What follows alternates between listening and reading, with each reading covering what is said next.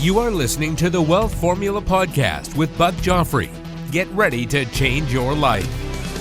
Welcome, everybody. This is Buck Joffrey with the Wealth Formula Podcast coming to you from Montecito, California.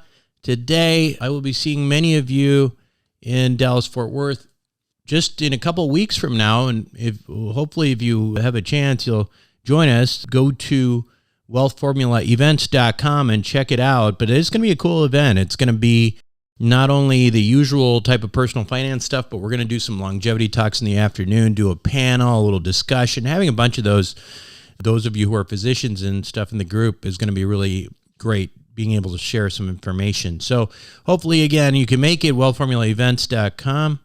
As far as the show today goes, we're going to talk about, well, you guessed it, right? Inflation, because that's what's going on in the world of macroeconomics right now. And you've probably heard we've got some problems globally in the United States with inflation, and central banks are basically trying to figure out what to do. But here's the question I have for you is, why inflation now, right? Like, we've had Richard Duncan on there and all that with lots of different kinds of ideas. But, didn't we print billions of dollars over the last 15 years or so? Why didn't we have inflation then? Right? Like, why now? Well, this is an interesting thing because we actually kind of did have inflation during that time. We've had historically low interest rates and quantitative easing since 2008. So that has been something that you would expect for there to result in inflation, right? That's the money printing. However, that kind of money printing does not really benefit the common man. Low interest rates don't make bananas cost more, but they do make stocks, real estate, and other assets soar in price, right? Aha! So that's where it went. That's where all the money went.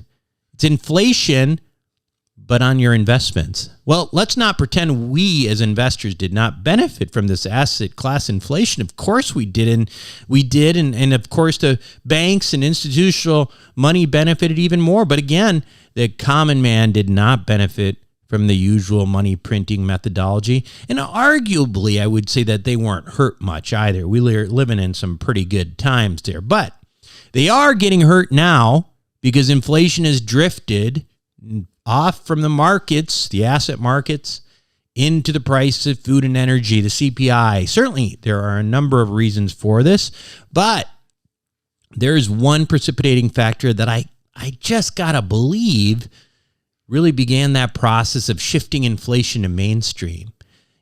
Before the pandemic, as we suggested earlier, none of the efforts by the Fed or fiscal policy put money directly into the hands of people who spent it. Of course, that all changed when COVID happened, and we know what happened, right? We got money in the mail, and that what Ben Bernanke had called parachute money at one point. Now, don't get me wrong. I know we needed to do that. I'm not vilifying that anyone for doing that. People had to put food on the table, but I do believe this is where it all started. The shift of inflation to the consumer began. Then you layer on a bunch of supply chain issues resulting in high demand, low supply, everyday stuff. And of course, you're going to have high inflation on Main Street. And that is, I believe, what we have.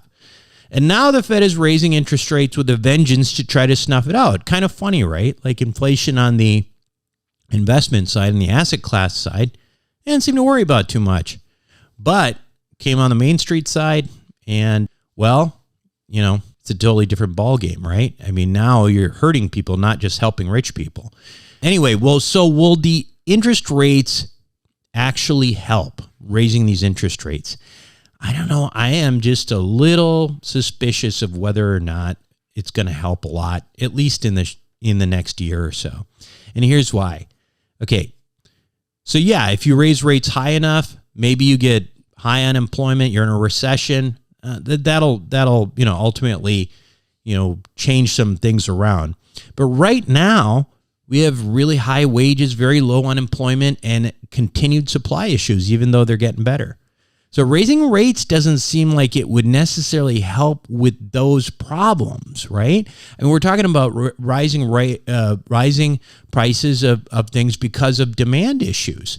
Anyway, I'm no expert on interest rates and inflation, but my guest on Wealth Formula Podcast today is, he's written a book on this topic, and he's a very smart financial author, and we'll have a great conversation with him when we come back from these messages. Welcome back to the show, everyone. Today, my guest on Wealth Formula Podcast is Edward Chancellor. Edward is a financial historian, journalist, investment strategist, and he's also a columnist for Reuters, Breaking Views, and an occasional contributor to the Wall Street Journal, Money Week, and New York Review Books and Financial Times. He has authored multiple books, and the latest one, and what we'll be speaking about today, is called The Price of Time: The Real Story of Interest. Welcome to the show, Edward. Pleased to be with you. So, this title and this concept is on everybody's mind. But since you're talking about sort of the real story behind this all, take us back to the beginning of the mess that we're currently in, as far as you wish, historically. And let us know how this all started. Yeah, well, it's difficult to say where it all started.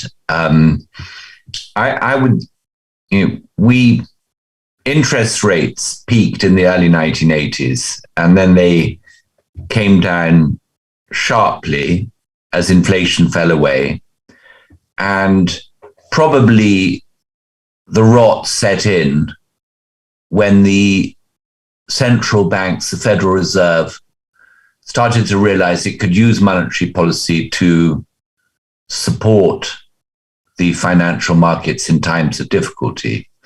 And the first time we saw that was when Alan Greenspan, newly installed as a Fed chairman in 1987, used the Federal Reserve's capacity to supply liquidity to the markets to support the markets during the 87 stock market crash.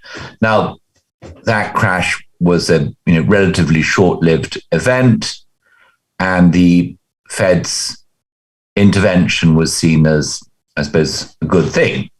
But the trouble is that when central banks intervene to support markets, they start changing people's risk preferences, the amount of risk they're prepared to take, because if you think the Fed has got your back when you buy a stock, you're going to pay a bit more for it. And we saw that we go forward from 87 to 98. If you remember, in the late summer of 1998, a hedge fund, very large over-leveraged hedge fund called Long-Term Capital Management, with really bets of roughly $200 billion on capital of, I can't quite remember, but let's say around $5 billion. So massively leveraged hedge fund that was toppling over.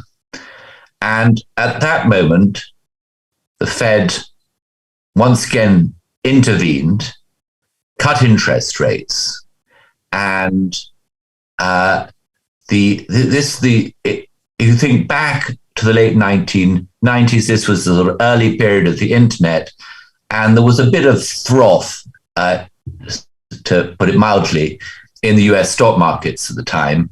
But after the Fed's intervention, the NASDAQ index of technology stocks took off, and we got this great dot-com bubble that many of your listeners will still remember, because probably those who were old enough lost money in it.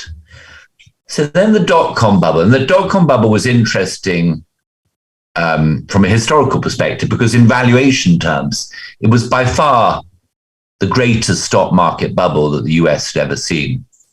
So then in the end, in the late 1990s, the Fed sort of jacked up interest rates when inflation appeared to be returning, and the dot-com bubble burst, as it might have been expected to burst.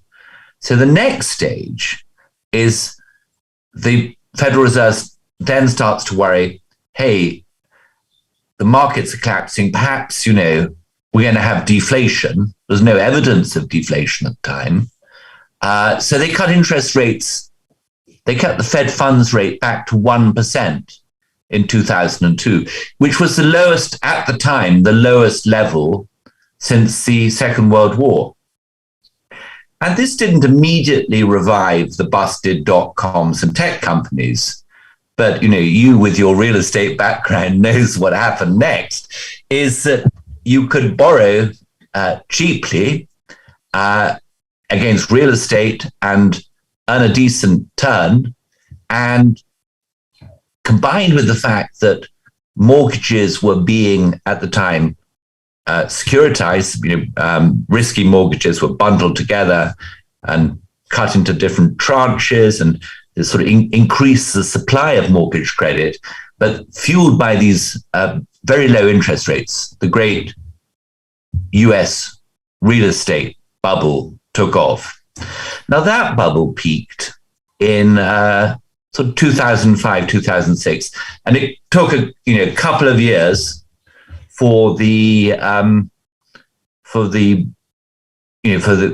aftermath of that burst bubble to really show how serious it was, namely with the collapse of Lehman Brothers in September 2008. Now, so what did the Federal Reserve do then? Well, of course, they take interest rates down to zero, but that's not quite enough. So they actually then start expanding their balance sheet, buying assets to buying mortgage securities and government bonds to bring long-term interest rates down and supply liquidity to the markets, but not just to supply liquidity to the markets. They also deliberately wish to push up the value of financial assets and encourage people to take more risk. And they act in the belief that if people's financial assets have increased and their wealth increased, they'll start spending again. So now we're in, the period of the last decade. And as you remember, throughout that decade, there were constant expectations that interest rates would rise and the central banks would stop printing money. But that never really happened. The Fed, Ben Bernanke was the chairman of the Fed at the time of the financial crisis. He left, I think, in 2014. And during the time Bernanke was there, the Fed never raised interest rates, never took it off its low base. And the Fed's massively bloated balance sheet never contracted. Then tentatively, the Fed started to raise rates. If you remember, in sort of from sort of 2016 to 2018 by these tiny little increments. And in 2018, stock market responded to this minute raising of interest rates by going into bear market territory. And the Fed sort of was immediately back to printing more money again. And then finally, we have the COVID lockdowns, and the central banks go, not just the Fed, but around the world, go for broke. And once again, interest rates cut to zero, and the Fed and central banks around the world print more money in the space of a few months than they printed in the 11 or 12 years since the global financial crisis. And now this is definitely going to be in all your listeners' recent memory, because we then had, the final blast of the everything bubble, US stock market rising to its highest valuation in history, with the exception of the last few months of the dot-com bubble. And then a plethora of other markets turning red hot. US housing, you had within the stock markets, you had the SPAC boom and special purpose acquisition companies, which were flipped into high-tech ventures, a great bubble in electric vehicle companies. If you remember, Tesla was briefly valued at more than all US energy companies in aggregate. You had crypto craze, and not just Bitcoins, but you had, you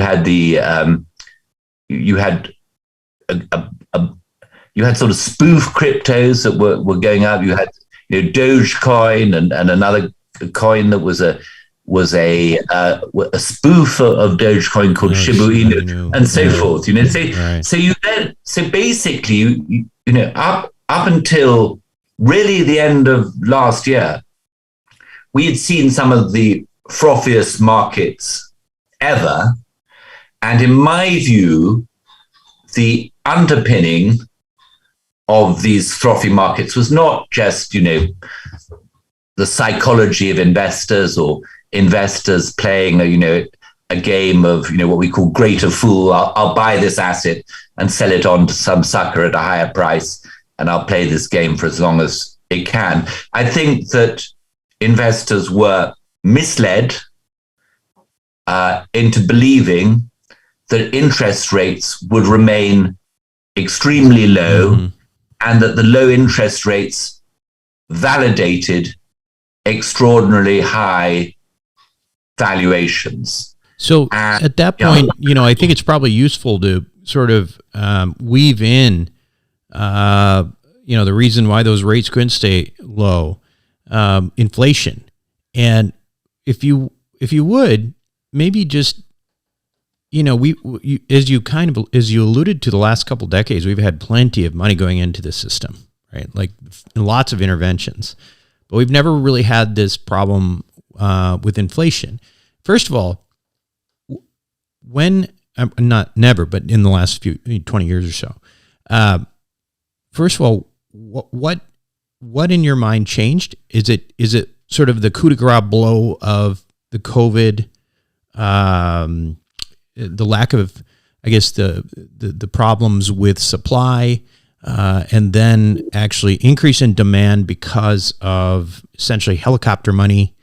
Tell me what changed, because what was the inflection point that turned an economy that was running on low interest rates and printing money for the last, certainly in the last 15 years, to a significant inflationary problem? Well, I mean, the 2 points you made, I think, are valid. But there is really a sort of a perfect storm of factors. And I think even if one leaves aside what happened during the COVID period, that the dynamics of the low inflation were already coming unstuck beforehand. And I think this is the way I see it, is that the globalization, the increasing trade between countries, and in particular, the entry of China and other former communist countries into the global trading system served to depress the prices of traded goods. And in particular, as you know, the US companies offshored a lot of their manufacturing at the beginning of this decade from the US to China and other emerging markets. And what we see is that the price of traded goods was declining during this period. And so what you could say is that, and I think this accurate way of saying it, is that inflation was no longer primarily, or the drivers of inflation were no longer primarily domestic factors, but global factors. And I think you can see this in earlier periods of globalization, because globalization comes in waves, like in the late 19th century, and then more recently. But that that shift in globalization, the rise of globalization created a backlash. Lots of blue collar workers lost their jobs, lost their, reasonably well paying pension supplying, healthcare providing jobs, and were disgruntled. And I think that explains to a large extent the popularity of the rise of populism and the popularity and election of Donald Trump in 2016. Then starts applying trade sanctions against China. So you can already see that globalization is beginning to unravel. And as globalization begins to unravel, then that dynamic for lower inflation that it provides ceases to be there. Now, as you then mentioned, then we get the pandemic, and with the pandemic, you get the interruption of trade and broken supply chains and so on and so forth. But I think they were already fragile and beginning to snap. Was there, I should ask, significant disruption in trade patterns? I know we had, prior to the pandemic, during the Trump administration, you mentioned some of the regulations put in place against China, but what you're saying is that you feel like that was materially important for what we're experiencing right now? I think you really see the period of the global financial crisis was the sort of high point of globalization, and from that period onwards, global trade stops rising as a share of economic activity, and countries around the world start imposing sort of closet hidden tariffs and making trade more restrictive. I think there's go back to the inflation problem. It's interesting. The central banks printed, as we say, we use the term printing money, but obviously central banks don't actually print money. They just buy assets and credit someone, who credits someone with some cash in the central bank's account. Now, what's interesting about quantitative easing, the name given to the central bank's asset purchases at the time of the global financial crisis, is that money didn't really enter into circulation in the economy. Let's just say you work for a bank or you work for a fund manager. You own some treasury bonds or some mortgage securities. The Fed comes along and says, I'll buy your treasury bonds. And you say, sure, I'll sell them to you. And the Fed says, okay, look, you've got this, here's the money, it's in your account at the Fed. Well, that doesn't actually sort of, push up the price of ice cream, does it? What it does do is it pushes up the price of assets, of securities on Wall Street. So the last decade, we saw very little consumer price inflation. But as you know, we saw massive asset price inflation. And really I think it's fair enough to say that the last decade was the greatest period of asset price inflation in history. And the reason I can say that with some confidence is that the Federal Reserve actually prints numbers for US household wealth. And they have that data going back to the early 1950s. And what you see, if you look at the charts of the US household wealth, is they sort of rise. They rose.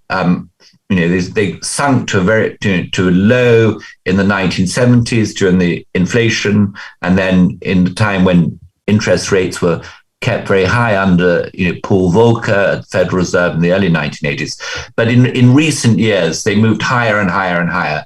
And at the end, it seems so long ago now, but just at the end of last year, US household wealth was at an all-time peak. It was, I think, roughly 250 percentage points of GDP above its long-term average. So that gives you a sense of how inflated things were. But with the COVID lockdowns, because the governments, as you know, paid people to stay at home, right? and watch Netflix and get home deliveries and Deliveroo or whatever. Yeah. That money did actually find its way into the economy at the time, as you said, when the supply chains were interrupted. So that was, as I say, the perfect storm. Right. And just to add on to that, I mean, I think if you look back at the interventions, as you've outlined already, and 2008 and some of the other, minor crises times, the Fed's basically reacted and created these, opportunities for investors to basically get their, to have their investments go up in value.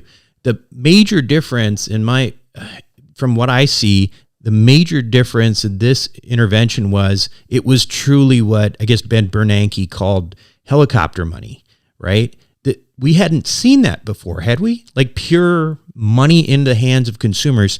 And to me, that answers a lot of the question of why we never saw significant consumer, CPI increases.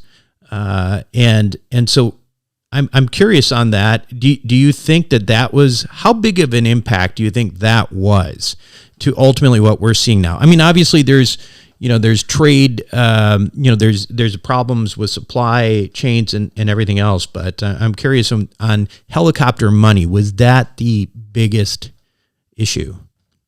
Yeah, I mean, you could call it helicopter money. I mean, and you remember a couple of years ago, there was a lot of talk about this thing called modern monetary theory, right. Where the idea, it had a brief vogue, the idea that, the governments didn't need to raise taxes, they could just spend money. They didn't even need to issue bonds.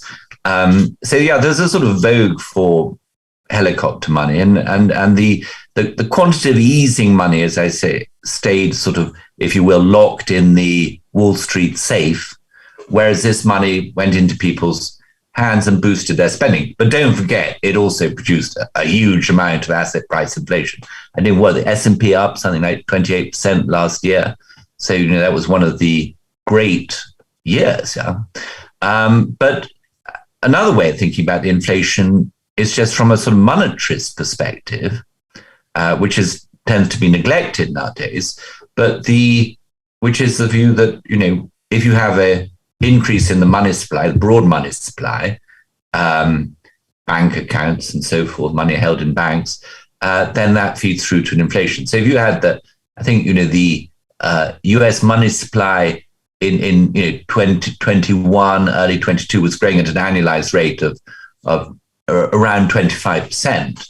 And all the great inflation, I mean, inflation's an immensely complex subject, but all the great inflations of the past have, a monetary origin. It's just the central bankers and the economists sort of monetarism fell out of favor. And as these guys tend not to read much financial history, they tended to ignore the inflation problem. But as you probably aware, the man on the street sort of saw inflation coming. I mean, the rest of us, I don't think, were suckered. It was, in a way, the closer you were to actually influencing events in the monetary policy world, the more blind you were to what was actually happening. Yeah. Interesting. So let's kind of pivot a little bit and say, okay, well, that's where we are. What is your perspective on, what happens with inflation over the next 6 months to a year? Obviously, there are some challenges there. We've got a war in Europe, winter coming up, energy prices probably going up. Where does this Where's this going? Does the supply chain loosening up help things out? Do the rates increases throw us into some kind of a recessionary thing where the inflation is going to have to necessarily die off at that point? What I'm curious what your take is and the trajectory. Well, I wish I could give you a clear answer. As Sure. I say, inflation is a complex phenomenon, and when I talk about complexity, I'm talking about a system with feedback loops, which are to a certain extent in the future is to a certain extent indeterminate. Now, I was mentioning to you a second ago about the monetarism. Well, the monetarists now saying, we had this wave of money supply growth and followed by a wave of inflation, but actually money supply growth in the US is has come down a lot and is now sort of average level. And so the monetarists, at least some of them, are saying the inflation problem has really passed. And the real problem now is that the central banks are risking over tightening. And the work, the argument I elaborate in my book is by drawing on the different functions and roles of interest. And we've talked a lot about how interest affects valuations, but it also affects how capital is invested. It also affects the flow of capital around the world. And the argument of my book, in a nutshell, is that the low rates and the expectations of low rates became embedded in the financial system. And we all had it. I mean, presumably you had it, and most of your readers or listeners would have, felt that these low interest rates were going to be around for a long time. So we take actions based on that. And one function of interest or definition of interest, Ken, you'll know from your real estate background, is the price of leverage. So yeah, he erodes debt. We're happy about that part. It erodes debt, So as you know, if you've taken on more debt, you're going to be more sensitive to rising rates. Now, U.S. households took on a lot of debt during the real estate bubble prior to the financial crisis. But in the last decade, the debt has really been largely accumulated by corporations and by private equity firms doing leverage buyouts and so forth. And the danger is that with very small rates rises in interest, when these companies and private equity come to refinance, they will be doing their deals won't look so good. So you'll have the danger of bad debts coming through, and bad debts in financial terms, if there are enough of them, actually destroy money. So then you move from inflation one day to deflation the next. But on the other hand, let's just say the Federal Reserve was, understood this risk, and perhaps they do. If the Fed does nothing, then you're going to say, okay, Fed's going to sit on its hands. I'm not going to worry. I'm going to carry on borrowing. The cost of borrowing is way below inflation. Inflation is going to pay off my debt. So you can see that the Fed, and this is not just the Fed, it's true of central banks around the world. Like you're talking to me in England, the Bank of England is in a complete mess too. They're caught between a rock and a hard place.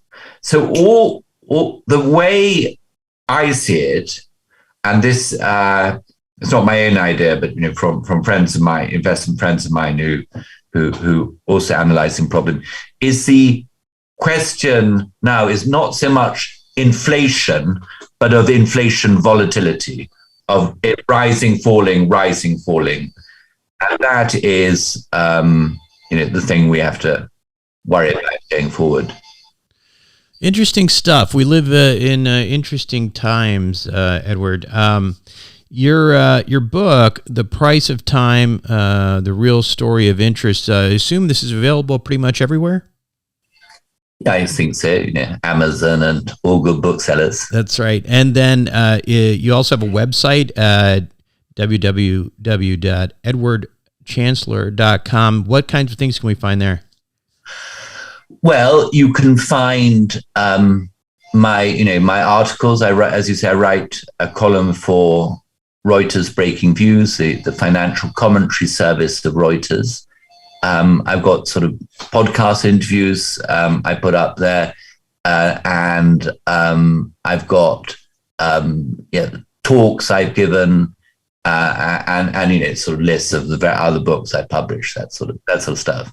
Well, thank you very much for your time today. It's been a real pleasure to get your perspective on what's going on. Great. A pleasure to be with you. Be right back. Welcome back to the show, everyone. Hope you enjoyed it. I think this stuff's pretty fascinating. I know it gets a little wonky, but hopefully you enjoyed it. And, even just this, big major concept of inflation. Yeah, that's where it was. Inflation was in assets before, and now it's on Main Street. And when it was in assets, it's good. When it was in Main Street, it's bad. That's basically, in my mind, what's been going on in the last 15 years. Kind of interesting to think about. Anyway, I hope to see you in Dallas-Fort Worth in the next couple of weeks. This is Buck Joffrey signing off. Thank you for listening to the Wealth Formula Podcast. Visit us on the web at wealthformula.com. The information contained in this podcast are opinions, not fact. As always, consult your own financial team before making any investment. See you next time.